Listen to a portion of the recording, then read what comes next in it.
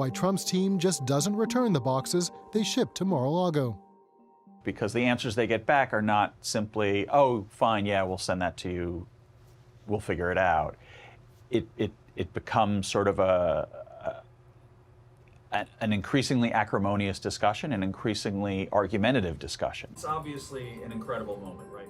Washington Post reporter Devlin Barrett has covered national security for more than 20 years. He calls this the most intense and high-stakes case he's seen involving classified information.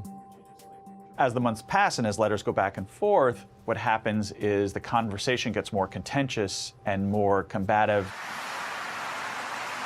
2 days after the archive sends a letter asking for the return of the documents from Mar-a-Lago, video shows Trump boarding a plane in Florida destined for his club in New Jersey. Aides are once again trailing behind him with moving boxes. The scene led to speculation. Was Trump moving some documents out of Mar-a-Lago so the archivist wouldn't find them?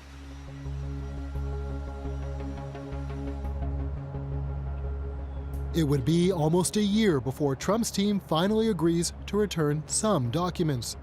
It's now January 2022. The archives is told to come to Mar-a-Lago. 15 boxes are there waiting for them.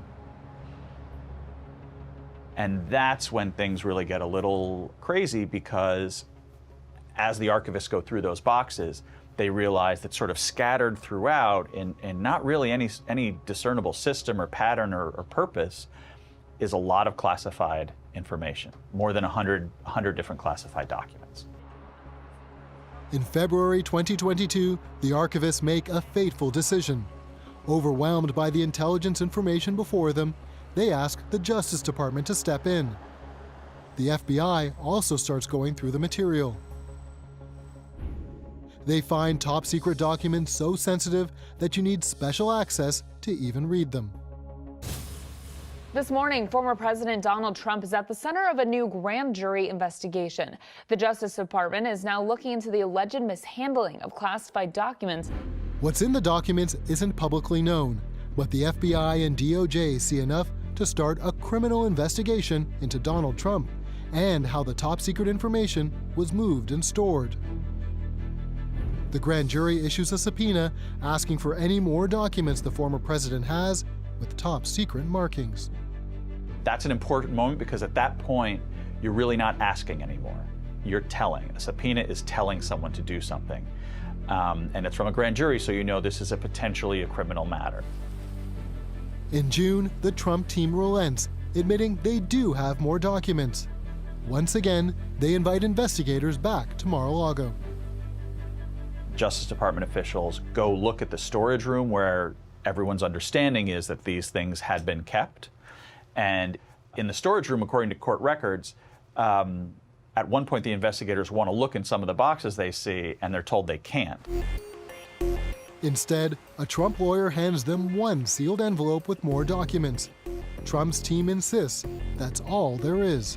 The legal team has done a very thorough search and turned over everything that we found that we had. So it's my understanding, on very good belief, based on a thorough investigation, that there was nothing there. But the FBI has a strong suspicion there is more there. They have a source close to Trump, a valet who worked at the White House and moved with Trump to Florida. The valet tells the FBI that Trump himself told him to move boxes out of storage. The FBI has security video to back up his story. What this former valet tells them is that, in fact, there may have been a deliberate effort to keep them from gathering everything that was there that was classified. Sometimes we hear an argument made that in the chaos of moving out, he might not have been aware. Well, that just doesn't work. Mary McCord is a former senior official in the Justice Department's National Security Division.